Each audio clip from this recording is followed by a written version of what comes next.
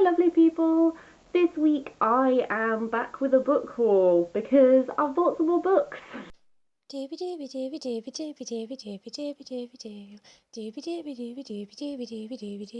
vlogs. That's a really rubbish introduction, but that's essentially what this is. There is no theme, there is just enthusiasm. So I'm just going to dive in and just start talking about them. First up is Northanger Abbey by Jane Austen. I have been really enjoying reading Jane Austen. I've read Pride and Prejudice and Emma, but both of them I've read as a result of the Lizzie Bennet Diaries and Emma Approved, which are like web series adaptations. So I've been really enjoying reading them and sort of reading them with this knowledge of adaptation in mind, and then so they're informing each other and I've got a reference point, I kind of already know what's going to happen, that sort of a thing. Whereas any other Jane Austen book, no idea what happens. I picked up this one because one of my favourite booktubers, Crystal, whose channel I shall link to below, talked about reading this and about how much she loved it, and apparently this one's a little bit more gothic and all stuff like this. And I think that woman has immaculate taste in books. She seems like the most interesting human in the whole world. So I thought that I would also pick it up. It was very cheap. It was in the second-hand bookshop, as were, I think, every single one of these books. Next up is a book that I've been meaning to read for ages. I can't remember whose channel it was, but someone was talking about this book, and they really recommended it. And it's been lodged in my brain ever since, and so much so I've forgotten who it actually was. But someone interesting enough that I was like, ooh, remember that one. But that is Fingersmiths by Sarah Waters. It might have been Felicia Day, actually, in her book or something. I don't know. Something to do with Felicia Day, maybe. Well, put a pin in that one. However, Sarah Waters is someone who has been on my radar for a while because she's written a whole bunch of books which I know people have raved about. All I know about this is it's sort of in, I don't know if it's set in Victorian times or in like a alternate Victorian times, and I just know there's a massive twist, which maybe is not something you want to know going in, or a good twist, maybe not a massive twist, but there's like a good twist or something in it. It's like a mystery thing, it's gonna keep me guessing. These are like the gists that I've gathered. I don't really know. I really hope I like it, because I really like the sound of a lot of Sarah Waters' stuff, and I really hope she's going to turn into someone whose books I really, really love.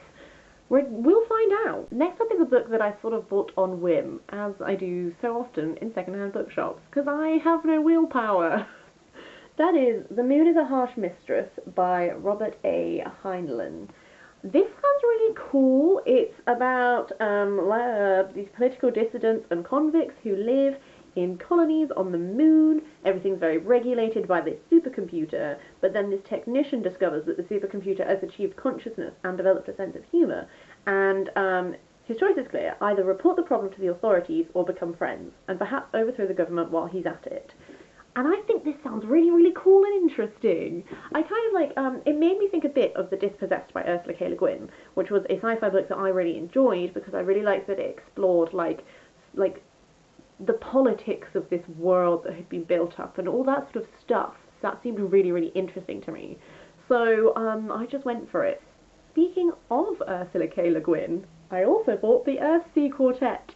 I read A Wizard of Earthsea, which is the first book in this, maybe last year, I think, and I really, really liked it. It's all about this boy who is like a wizard, and he goes, he journeys to this place where he's being trained how to be a wizard, and then he kind of fucks up and unleashes this thing and then has to fix that problem, and it was just really lovely.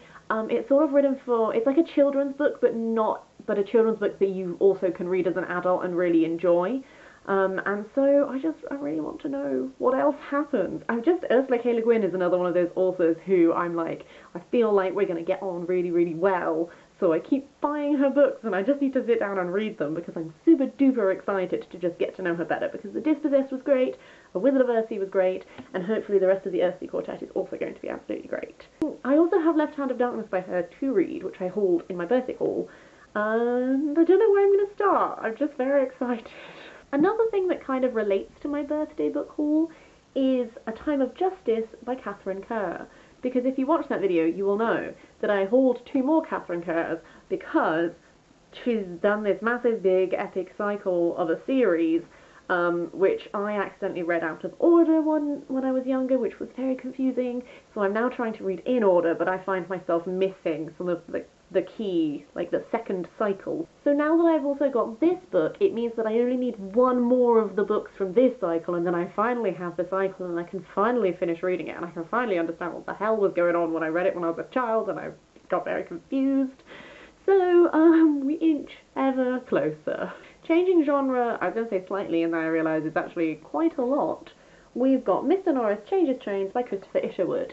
I've mentioned Isherwood a couple of times on this channel. He's something which my friend recommended to me, who I've been really, really enjoying. I recently finished Goodbye to Berlin, which is sort of like a semi-autobiographical look at Christopher Isherwood's time living in Berlin just during the rise of the Nazi Party. This book was kind of mentioned in it. I think maybe something like Sally Bowles was mentioned in this, as well as that. I don't really remember. There's a recurring character or something. And quite frankly, I've been enjoying Isherwood enough that I just saw this and I wanted to buy it, and I was in the book barn and it was £1. If you live near Bristol or Bath, please look up the book barn. It's really excellent. They have some amazing books. Most of these books are from the book barn because all of their books are £1, which is incredible. And like, doesn't help my shelf situation. But I'm really excited just to continue reading Isherwood. He's super great. If you haven't read him, maybe you like him. After that is a book that was a gift, a very belated birthday gift, but I'm cool with that because I like to spread my birthday out for as long as is humanly possible. A whole year, if possible, until the next one, and then we start all over again. But that's beside the point. This is Arcadia by Tom Stoppard, but also by Samuel French. I don't really understand. All I know about this is that my friend bought it for me for my birthday because Alzabo Soup is a podcast that we both love, which does sort of deep readings of speculative fiction. So we got into it because we did a Gene Wolfe podcast episode with them. But now that they've finished The Sorcerer's House, they're doing some other bits and bobs, and one of the bits and bobs they're doing is this book. They've done a podcast episode on it. So my friend bought it for me so that I can read it and then I can listen to the podcast episode on it. So I'm really excited for that. I'm not really pushing myself to read the back of this. I'm just sort of going to just dive in, and then if I'm confused, I'll listen to the podcast, and the podcast will explain all these amazing things to me which I won't even have noticed, and it's just going to be great. Okay, my final two books are both non-fiction, so I thought I would save them to the last and do them at the end, although they're quite different. So penultimately, we've got Is It Just Me by Miranda Hart. I really like the TV show Miranda. It tickles me, it makes me giggle, I find it quite funny, and she just seems like someone who would be quite nice to spend a day with, frolicking about, I don't know, falling over stuff together. It would be great. So, again, book barn. Every book's £1. I saw this book and I thought, hey, for a bloomin' £1, I will find out if it's just Miranda or if I'm also done some of the stupid things that I expect she's going to talk about. So, yes, super duper excited. This should be just a lovely fizzy delight to read. Final book, I promise, is Vivienne Westwood by Vivienne Westwood and Ian Kelly.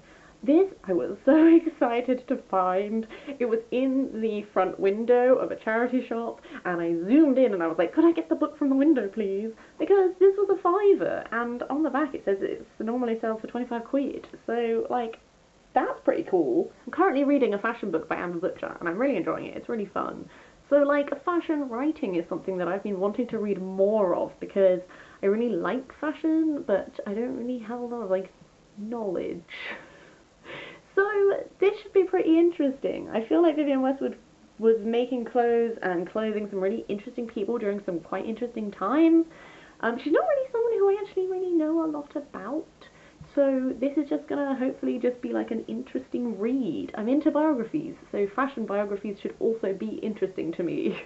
I'm super duper excited to read all of these. There will be reviews to follow at some point whenever I read them. You know, just keep your eyes peeled in the book chats. I like to pepper newer acquisitions with older acquisitions and just make a nice little mix of stuff. That is everything for this week. I hope you are having a super duper lovely day, and I will see you next time.